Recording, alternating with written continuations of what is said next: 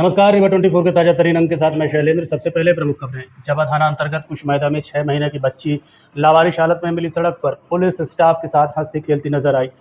CNCT number नहीं मिलने से 3 दिन से नहीं हो पाया पोस्टमार्टम। मालिकपुर में हुई थी युवक की सड़क दुर्घटना में मौत। कलेक्ट्रेट में पदस्थ बाबू पर पत्नी ने लगाया दहेज प्रताड़ना का आरोप। पुलिस ने मामला दर्ज की जांच। और मध्य प्रदेश के नेता प्रतिपक्ष उमेश सिंगार पहुंचे रीवा। पत्रकार वार्ता के दौरान जमकर बोला मोहन सरकार पर हमला। खबरों सहित अन्य खबरें विस्तार से। पूरे देश सहित रीवा में भी मुस्लिम समाज के द्वारा मुहर्रम पर्व मनाया जा रहा है। इस अवसर पर शहर की सभी मस्जिदें रोशनी से जगमग रही। वहीं ताजिया भी निकाला गया। इस्लाम धर्म के लोगों के लिए मुहर्रम का दिन बेहद खास होता है।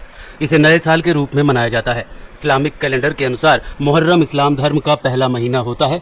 इसे बकरीद के 20 दिनों के बाद मनाया जाता है। भारत में मुहर्रम मनाने की तारीख चांद निकलने पर तय की जाती है। ऐसे में हर साल इसकी तारीख बदलती है।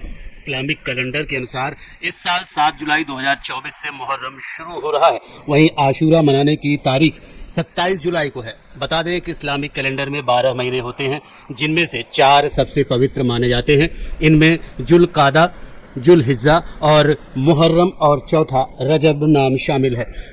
इन माह को अल्लाह की दया और कृपा पाने के लिए सबसे उचित माना जाता है। इस्लामी मान्यताओं के अनुसार मुहर्रम में सदका करना बेहद शुभ होता है।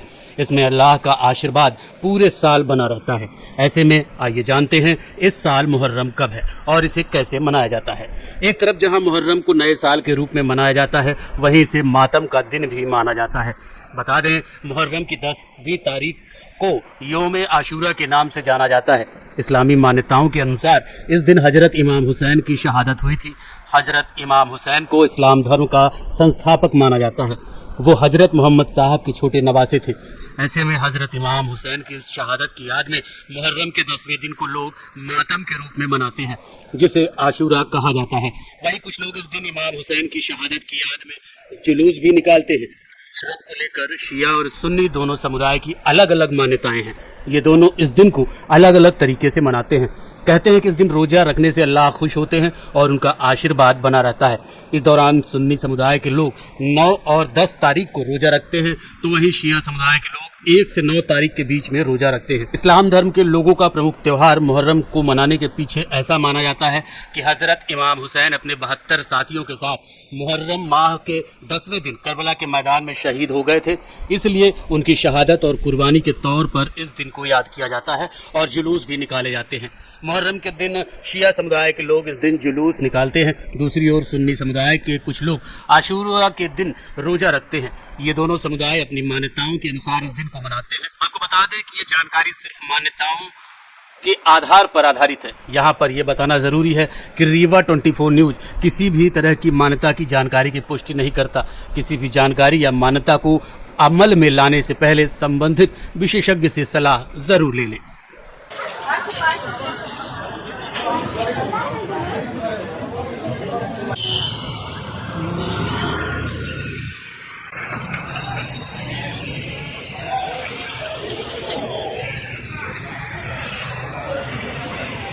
जबा थाना अंतर्गत कुशमैदा से दिल को झकझोर देने वाला मामला प्रकाश में आया है, जहां सड़क किनारे लगभग 6 महीने की अज्ञात बच्ची लावारिश हालत में पड़ी मिली, जिसे पुलिस ने बरामद कर लिया है और अब आगे की कार्रवाई कर रही है। जबा थाना अंतर्गत ग्राम कुशमैदा में मानवता को शर्मसार कर दिल को दहला देने वाला मामला प्रकाश में आया है, जहां पर गांव के लोगों ने सड़क के किनारे लगभग 6 माह की एक बच्ची को लावारिस हालत में पड़ी देखा। तत्काल लोगों ने डायल 100 को इसकी सूचना दी। सूचना मिलते ही जबा पुलिस डायल 100 के साथ बिना देरी किए मौके पर पहुंची और देखा कि लगभग 6 महीने की अज्ञात जीवित मासूम बच्ची लावारिस हालत में बब्बू सोनकर पिता महावीर सोनकर के घर के पास पड़ी हुई है। उक्त मासूम बच्ची को जबा पुलिस द्वारा जबा थाने लाया गया, जहां पर बच्ची सकुशल है और आगे की कार्रवाई की जा रही है। हालांकि बच्ची थाना स्टाफ के साथ काफ़ी हंस खेल रही थी। पहले आपको वो वीडियो दिखाते हैं जिसमें बच्ची थाने में मौजूद पुलिसकर्मियों के साथ किस तरह से हंस खेल रही है। उसके बाद सुनाते हैं पूरी घटना को लेकर अतिरिक्त पुलिस अधीक्षक विवेक लाल ने क्या बताया। ये जवा थाने अंतर्गत 6 महीने की बच्ची के किनारे मिली थी, जिसकी सूचना पुलिस को आई है। पुलिस ने बच्ची को ला करके अस्पताल में ट्रीटमेंट करा है। बच्ची अभी स्वस्थ है। उसके बाद उसको रीवा में बाल निकेतन है वहाँ लाया जा रहा है और वैधानिक कार्रवाई उसमें की जा रही है। कब मिली है, किस जगह मिली? ये आज की घटना है, जावा थाना क्षेत्र की है। कहाँ लाया जाएगा, कहाँ रखा जाएगा पुलिस? ये बाल निकेतन अभी लाया जा रहा है, जहाँ पे बच्चों को अच्छे से देख रेख हो सके और अगर अदर कोई मेडिकल फैसिलिटीज़ की ज़रूरत हो तो वो भी यहाँ पे मिल सकता है। कितने माह की है? लगभग जो अंदाजन अभी अमूमन है 6 माह का है। डॉक्टर परीक्षण करके उसकी आयु का निर्धारण करें। अभी कुछ नहीं। कलेक्ट्रेट में पदस्थ बाबू पर उसकी पत्नी ने दहेज के लिए प्रताड़ित करने का आरोप लगाया है, जिसके बाद पुलिस ने मामला दर्ज कर कार्रवाई शुरू कर दी है। विश्वविद्यालय थाना में गायत्री नगर की रहने वाली एक महिला द्वारा शिकायत की गई कि उसके पति द्वारा दहेज के लोभ में मारपीट की जाती है और जान से मारने की धमकी दी जा रही है। पुलिस ने महिला की शिकायत को गंभीरता से लेते हुए जांच कर आरोपी के पति के खिलाफ अपराध दर्ज कर लिया है। मारपीट करने वाला पति अभिराम मिश्र कलेक्ट्रेट में बाबू के पद पर पदस्थ है, जिस पर पुलिस ने धारा 85, 115, 351, 2, 3, 5 BNS एक्ट के तहत दहेज प्रतिशोध अधिनियम 3/4 के तहत मामला पंजीबद्ध कर लिया है। पूरे मामले को लेकर अब पुलिस आगे की कार्रवाई में जुटी हुई है।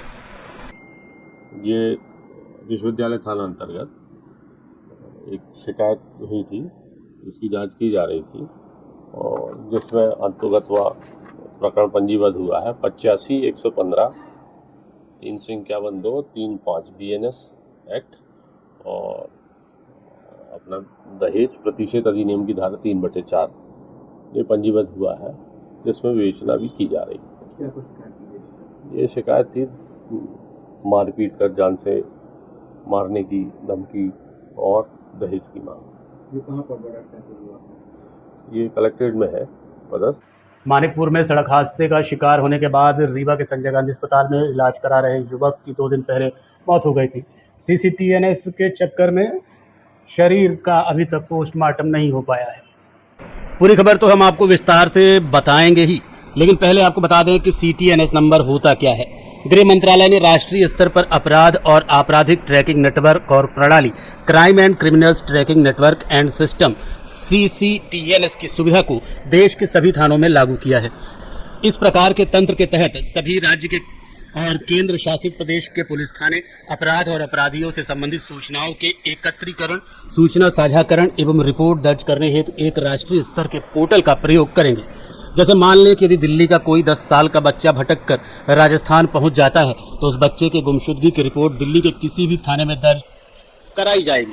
यदि बच्चा राजस्थान पुलिस को मिलता है तो पुलिस उस बच्चे के नाम को CCTNS पोर्टल पर सर्च कर उसके विषय में जानकारी प्राप्त कर सकती है, लेकिन इसके लिए जरूरी है कि पुलिस द्वारा संबंधित जानकारी को पोर्टल पर अपडेट किया गया हो। दरअसल मामला उत्तर प्रदेश के मानिकपुर में 4 दिन पहले मृतक राजू प्रताड़ित परिजनों ने मानिकपुर अस्पताल से सतना और फिर सतना से रीवा रेफर कराया।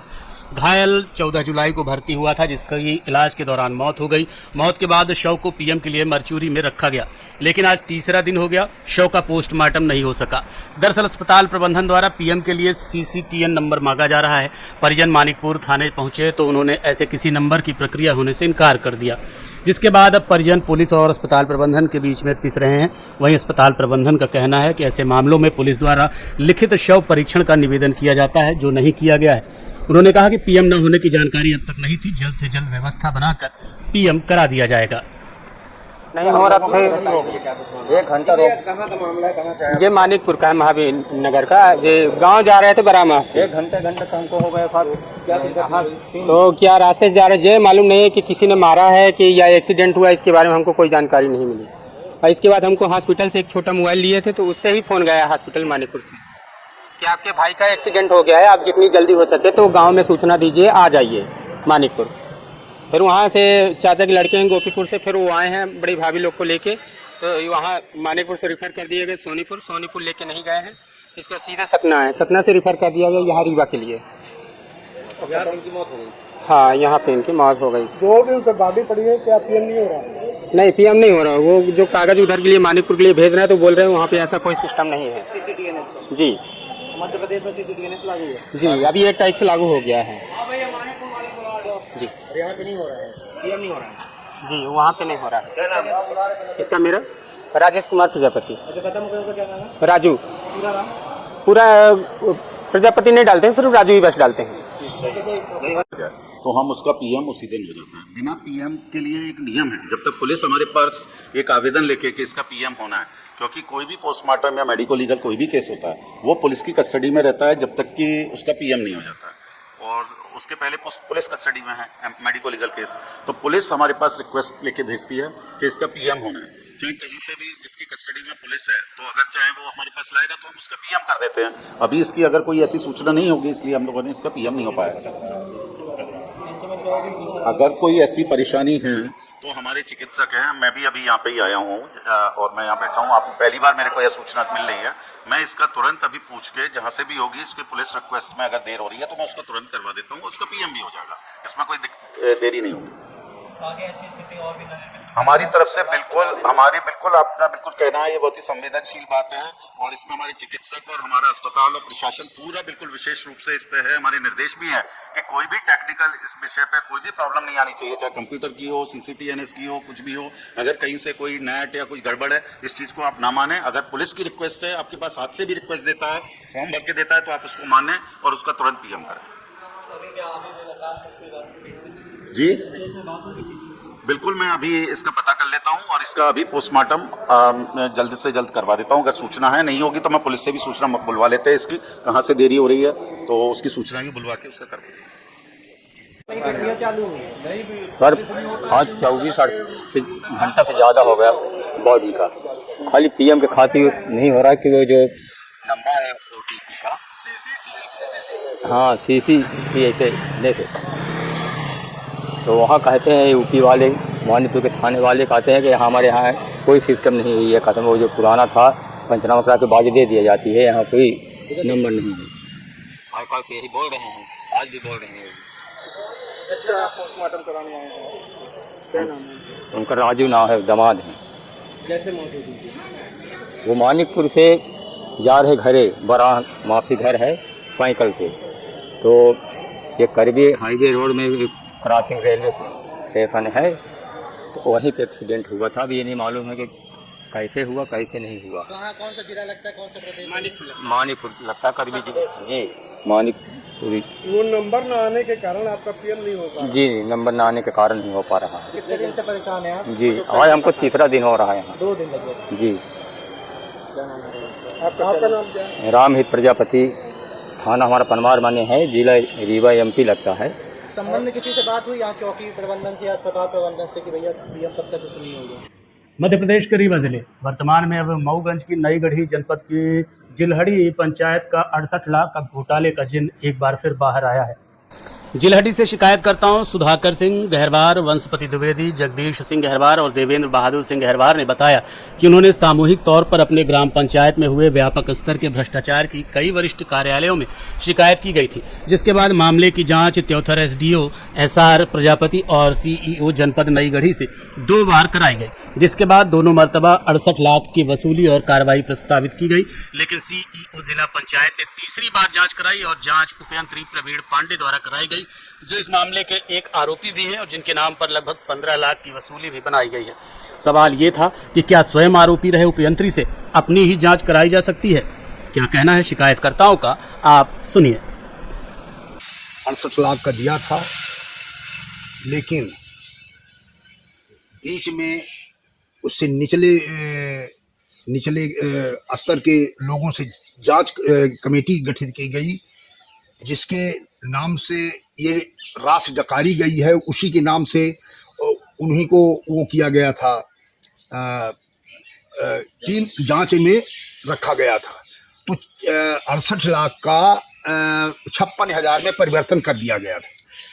फिर उसमें हम लोग एक्टिव हुए, तो उसमें फिर टीम गठित हुई, जिसमें संजय सिंह, रावत और सोनी तीनों जाकर के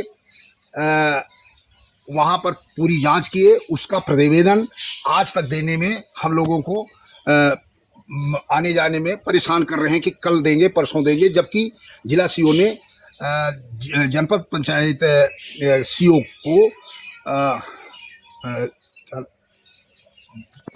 जनपद पंचायत CO को आज रिपोर्ट देने के लिए कागज, तो आज तक उन्होंने कहा था कि हम दे रहे हैं, लेकिन दिए नहीं। 16/7 को हम लोग गए थे, तो मैं ग्राम पंचायत जिलाहड़ी का, ग्राम दुर्गमा का आम नागरिक हूँ। हमारे पंचायत में पूर्व सरपंच द्वारा बहुत बड़ी रकम का भ्रष्टाचार किया गया, जिसकी जांच के लिए हम लोगों ने आवेदन किया सामूहिक रूप से इलैया राजा टी के समय में, और उन्होंने ये जांच जो है चौथर SDO या प्रजापति के माध्यम से जांच कराई। उसमें 68.5 लाख की रिकवरी निकली, और फिर उसको उन्होंने दोबारा जांच के लिए आवेदन किया। दोबारा जांच हुई, पुनः वही रिकवरी आई, पर षड्यंत्र करके कार्यालय में बैठकर और फर्जी जो है जांच करके 68 लाख का 56,000 रुपये बनाया। और उसमें भी जब जांच प्रतिवेदन, आज 3 महीने से जांच टीम गठित हुई थी, 3 महीने जांच हो चुकी है, लेकिन आज तक उसका कोई कार्रवाई नहीं हुई, ना रिकॉर्ड वहाँ पेश हुआ। हमारे जनपद सीओ जो है कल्पना यादव जी, उन्होंने बार बार उनके जिला सीओ द्वारा आग्रह किया जा रहा है कि आप जो है तो रिकॉर्ड जो है पंचायत का प्रस्तुत कराइए, तो आज तक उन्होंने कोई रिकॉर्ड नहीं प्रस्तुत किया, ना उसमें संलिप्तता उनकी पाई जा रही है जनपद सीओ की। और ये जांच जो टीम गठित है, इसमें भी मुझे संदेह है कि इसमें कोई कार्रवाई, मुझे भरोसा लगता है कि कोई कार्रवाई इनके द्वारा नहीं होगी। और इस तरह से अगर भ्रष्टाचार हुआ तो हम लोग ये आमरण अनशन के लिए जरूर एक। मेरा नाम जगदीश सिंह, ग्राम जिलाहड़ी। मैं आज जिला पंचायत सीओ के पास गया था, तो जिला पंचायत सीओ ने बोले थे कि 3 बजे तक सीओ नई गढ़ी से रिकॉर्ड मांगा गया। उन्होंने बोली कि 3 बजे तक रिकॉर्ड हम दे देंगे, लेकिन हम लोग 4 बजे तक वहाँ बैठे थे। 4 बजे तक वहाँ रिकॉर्ड कोई दिया नहीं गया। जिला सीओ से कम 3-4 बार रिकॉर्ड मांगा गया जनपद सीओ से, तो जनपद सीओ कोई रिकॉर्ड देने नहीं देती है, पैसा कौड़ी लेकर के लुप्त है। उसमें नेता प्रतिपक्ष उमेश सिंगार आज रीवा पहुंचे और पत्रकार वार्ता के दौरान भाजपा सरकार पर निशाना साधते हुए जमकर हमला बोला। नेता प्रतिपक्ष उमेश सिंगार आज रीवा पहुंचे और प्रदेश की मोहन सरकार पर कई गंभीर आरोप लगाए। उन्होंने कहा कि पूर्व के मुख्यमंत्री शिवराज सिंह चौहान ने जो वादे किए थे उन्हें पूरे नहीं किया। भाजपा हमेशा झूठे वादे करती है। उन्होंने कहा कि भाजपा गीता और रामायण की बात तो करती है, लेकिन उसका अनुसरण कभी नहीं करती। साथ ही उन्होंने रीवा में शराब से ज्यादा बिक रही कोरस को लेकर भी सरकार को आड़े हाथों लिया। इस दौरान उन्होंने कांग्रेस कार्यकर्ताओं के साथ वृक्षारोपण कार्यक्रम में भी भाग लिया और कार्यकर्ताओं से मुलाकात की। पत्रकार वार्ता के दौरान सिमरिया विधायक अभय मिश्रा, ग्रामीण कांग्रेस अध्यक्ष राजेंद्र शर्मा, विनोद शर्मा सहित सैकड़ों की संख्या में कार्यकर्ता उपस्थित रहे। क्या कहना है नेता प्रतिपक्ष उमंग सिंगार का, जानने के लिए आपको लिए चलते हैं पत्रकार वार्ता में। बिंद की भूमिका होती है सरकार बनाने में, निर्णायक स्थिति में होती है। अब यहाँ पर कहने के तो नर्सिंग कॉलेज की शुरुआत भी देखा जाए तो सरकारी कॉलेज से हुई कि जब सीबीआई को पता चला कि सरकारी नर्सिंग कॉलेज के अंदर ही फैकल्टी नहीं है, तो अनंत फनन में नियम बदल दिए गए। और हमारी इस पर लड़ाई यह है कि फर्जी कॉलेज खोलने की परमिशन किसने दी, नियम किसने बदले, कौन सीटों के नाम पे दलाली कर रहा था, क्या विश्वास सारंग और उनका महेंद्र गुप्ता क्यों नहीं सरकार जांच करा रही है, क्यों सीबीआई जांच नहीं कर रही है। जो असली कल्प्रेट है, जिन्होंने युवाओं के साथ, उनके भविष्य के साथ खेला, कई साल परीक्षाएं नहीं हुई, फर्जी डिग्रियां दी गई। मैं समझता हूं कि अगर फर्जी डिग्री दी जाएगी कोई नर्स को, एएनएम को, तो कैसे एक मरीज का इलाज करेंगे, राम भरोसे आप समझ सकते हैं। तो एक ये मानवीय पहलू भी है और युवाओं के भविष्य की बात है। तो इस लड़ाई को पूरी प्रदेश कांग्रेस, हम लोग सब लड़ रहे हैं, विधायक सभी लोगों ने इस बार मजबूती के साथ लड़ा और इस लड़ाई को निरंतर रखेंगे, क्योंकि इस प्रकार के घोटाले दोबारा ना हो भविष्य में, हमेशा समझता हूँ। एक चीज जो है कि नर्सिंग के बाद स्वास्थ्य नशे की बात भी आती है। उड़ता पंजाब पिक्चर देखी और मुझे लगता है कि उड़ता रीवा होने वाला है। इस प्रकार से यहाँ पे कोरेक्स की जो टॉनिक चल रहा है, तो मेरे को बड़ा आश्चर्य हुआ कि लोग शराब के नशे में रहते, लेकिन यहाँ कोरेक्स के नशे में है। और ये बड़े दुख की बात है। और यहाँ के मंत्री, स्वास्थ्य मंत्री और मुख्यमंत्री है, और मुझे जानकारी मिली कि योगी के पास भी गए थे मदद करने के लिए कि इस कोरेक्स को कैसे नशा खत्म करें। तो मेरे को लगता है कि राजेश चौधरी जी ने खुद ने बता दिया कि खुद असक्षम है, तो मुख्यमंत्री जो है यहाँ पे स्वास्थ्य के हिसाब से और यहाँ की अपनी रीवा को संभाल नहीं पा रहे, दूसरे प्रदेश के मुख्यमंत्री के पास जा रहे तो बड़ी शर्म की बात है अगर मदद मांगने गए। तो मैं समझता हूँ कि इस पर जो जानकारी मिली है कि शराब से ज़्यादा नशा कोरेक्स का हो रहा है, तो इनके पीछे कौन लिप्त है, कहाँ पुलिस प्रशासन है, कौन अधिकारी लिप्त है जो ब्लैकमेलिंग करवा रहे हैं, अवैध धंधा करा रहे हैं। अगर उप मुख्यमंत्री के जिले में अगर ये स्थिति है तो प्रदेश में आप प्रदेश के उप मुख्यमंत्री से आप क्या अपेक्षा रख सकते हैं, आप समझ सकते हैं। इंजीनियरिंग कॉलेज है यहाँ पे, लेकिन जो जानकारी मिली कि फैकल्टीज नहीं है यहाँ पे, तो इंजीनियरिंग के लिए बच्चों को बाहर पढ़ने जाना पड़ता। तो सरकार किस प्रकार से असक्षम है, किस प्रकार से यहाँ पर व्यवस्थाएं नहीं करती है और बड़े बड़े वादे करते हैं लोग। घटनाएं जो घटती है, इसके पहले भी आपको पता है कि सीधी में भी घटना घटी, 7 छात्राओं के साथ रेप हुआ, SC के साथ भी दशमत के साथ हुआ, और क्या स्थिति आपको पता ही है सीधी पेशाब कांड को लेकर। रीवा शहर में कितने सालों से पौधे लग रहे हैं, अभी पौधे लगने का समय है। मेरे को लगता है कि 20 सालों में करीब 50 करोड़ के आसपास बजट के पौधे लग चुके हैं। तो मैं भी रास्ते में जब आ रहा था, फ्लाईओवर से उतरा, पौधे तो नज़ारा दिखे। तो ये भी एक वृक्षारोपण के नाम पर रीवा शहर में जो घोटाला चल रहा है, ये भी एक महत्वपूर्ण है। उसको हम आने वाले समय में प्रदेश में भी विधानसभा में इस मुद्दे को उठाएंगे। Sanjay Gandhi hospital super specialist अस्पताल जो कई समय से है, लेकिन मुझे जानकारी जो मिली है कि सरकारी अस्पतालों में मरीज सिर्फ नाम के लिए भर्ती होते हैं, तो डॉक्टरों ने अपनी दुकानें खोल रखी, अपने नर्सिंग कॉलेज खोल रहे, अस्पताल खोल रखे हैं, वहाँ शाम को भर्ती हो जाते हैं। सच्चाई आप में से बेहतर जानते हैं।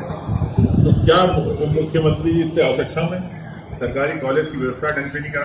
देखते रहिए Rewa 24 news, city cable network. मिलते हैं इस छोटे से ब्रेक के बाद। हड्डी जोड़ एवं रीढ़ रोग तथा स्त्री रोग एवं प्रसूति रोग का इलाज एक ही छत के नीचे।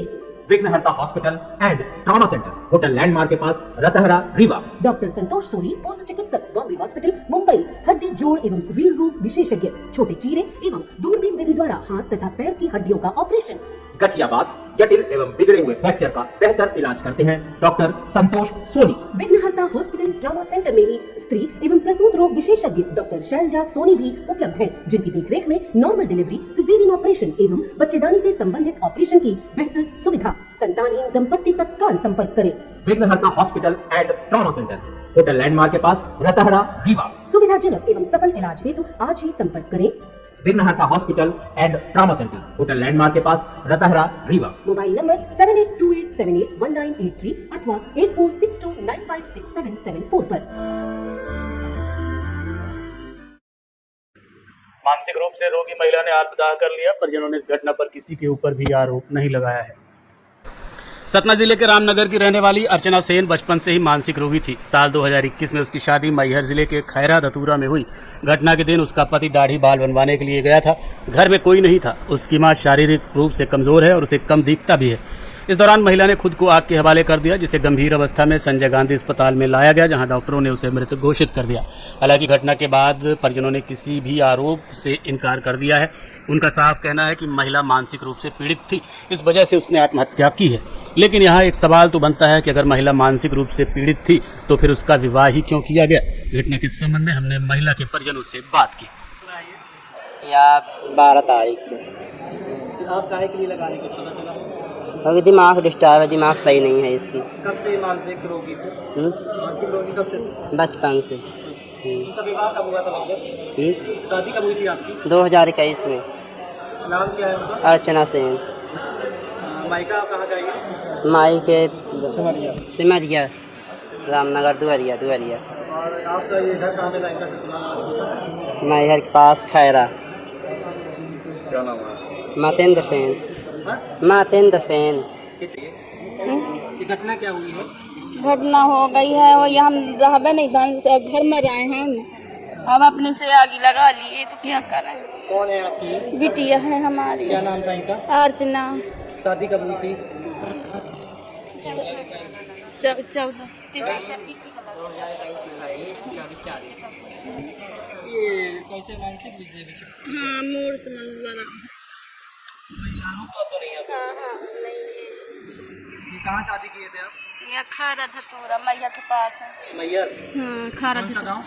खारा धतूरा। और रहने वाले कहाँ के? आपके मायका कहाँ का? कुछ हम यहाँ के रामनगर के हैं। सतना जिला में? हाँ, सतना जिला। देखते रहिए Rewa 24 news city cable network. मिलते हैं छोटे से ब्रेक के बाद। Pentium point group of institutions BCI, PCI, AICTE नई दिल्ली व उच्च शिक्षा मध्य प्रदेश शासन द्वारा मान्यता प्राप्त तथा APSU रीवा और RJPV भोपाल से संबद्ध Pentium point group of institutions. हमारे यहाँ नियमित पाठ्यक्रमों में law courses BA LLB, LLB, LLM, BCom LLB, BBA LLB, management courses MBA, IT, finance, marketing, HR, BBA, pharmacy courses D pharmacy, B pharmacy, pharmacy के अलावा BA all group, BBA, BCA, BCom, BSc, CS, PCM, BSc CBZ, BSc biotech, MSc physics, chemistry, computer science व biotech, MA history, sociology, economics, MCom, MSW, PGDCA उपलब्ध हैं। सन 2002 से लगातार आपकी सेवा में तत्पर Pentium point group of institutions. हमारे यहाँ उपलब्ध सुविधाएं hi tech infrastructure, highly qualified and experienced facilities, free bus facility for separate boys and girls, 500 computers with high-tech computer lab, AC auditorium, research level biotech lab, free e-library and e-journals। तो हमारा पता याद रखें, हमारा हेड ऑफिस है 24 हेडगेवार नगर, college चौक, रीवा। हमारे college campus हैं Karahiya Simaria road, Rewa और हरदी सिमरिया रोड, रीवा। अधिक जानकारी के लिए हमें इन नंबर्स पर संपर्क करें। अपने बच्चों के उज्जवल भविष्य के लिए संपर्क करें Pentium point group of institutions. वृद्ध दंपति को बंधक बनाकर लगभग 6 लाख की नकदी सहित सोने जेवरात की लूट का मामला प्रकाश में आया है। आज दिनांक 17/7/2024 को रात में करीब 1:30 से 2:30 बजे के बीच HP गैस गोदाम के सामने बाईपास रोड पे श्री चंद्रशेखर सिंह पटेल जी का मकान है। पति पत्नी दोनों रात में मकान में ही थे और सो रहे थे। रात्रि के समय 6 की संख्या में बदमाश उनके घर में प्रवेश किए हैं और उनके हाथ पैर बांध करके उनके साथ लूटपाट की गई है। इसकी सूचना पुलिस को प्राप्त हुई है और जिस पर अपराध पंजीबद्ध कर लिया गया है, विवेचना की जा रही है। घटनास्थल पर वरिष्ठ अधिकारी सब पहुंचे थे और उनके दिशा निर्देश के अनुसार उनके द्वारा टीम बना करके और आरोपियों को पतारासी की जा रही है। उसके बंधक बनाया गया, उसके बाद फिर सारा सामान, कितना सामान सर रह गया है और नगद कितना सर? FIR के अनुसार 6 लाख रुपए नगद और सोने चांदी के जेवरात की लूटपाट की गई है। चूँकि आरोपी 6 की संख्या में थे, इसके अनुसार जो है डकैती की धाराओं में अपराध पंजीबद्ध किया गया। जी हाँ, सोने चांदी के जेवरात भी रिपोर्ट में लिखा गया है। बदमाश अभी अज्ञात है। अभी तक ये घटनाक्रम कैसे हुआ, कैसे आरोपी घर में घर आए, कैसे क्या घटनाक्रम? FIR के अनुसार ये बताया जा रहा है कि जो अपराधी हैं वो आंगन के तरफ दरवाजे से प्रवेश किए हैं। रात में कुत्ते भौंकने की आवाज़ से जो मकान मालकिन है वो जागी और वो बाहर उन्होंने दरवाजा जैसे ही खोला तो बदमाश उनको धक्का देते हुए घर के अंदर प्रवेश कर गए और उन्होंने उनके हाथ पैर और मुंह बांध करके और उनसे मारपीट करके घटना कारित की। चंद्रशेखर सिंह पटेल जी पॉल्यूशन कंट्रोल बोर्ड में साइंटिस्ट के पद पर पदस्थ है और इनका कार्यालय सतना में है। मैं खुद अस्पताल गया था, दोनों का उपचार जिला अस्पताल मिशिया से कराया जा रहा है। अभी दोनों की हालत सामान्य है। अभी तक आरोपियों के संबंध में जानकारी नहीं मिल पाई है। आरोपी अज्ञात है, हम जानकारी जल्दी जुटा लेंगे, जल्दी उनको पकड़ लेंगे। 1 बजे से 3 बजे के बीच में यहाँ डकैती पड़ी है। हम लोगों को सूचना 4 बजे मिली है। हम लोग यहाँ 4:30 पौने 5 बजे आ गए हैं। तो यहाँ देखे तो मेरी बहन और जीजा जी घायल अवस्था में पड़ी थी। मेरे आने के बाद 15 मिनट बाद मऊगंज विधायक प्रदीप पटेल जी आ गए। हम दोनों इनको दोनों को उठा के ले गए APS थाना। वहाँ सूचना दिया। सूचना देने के बाद निकल गए बिछिया हॉस्पिटल, वहाँ एडमिट कराए हैं। यही है सब। कितने की संख्या में आए थे लोग? तो बदमाश करीब 10 की संख्या में थे।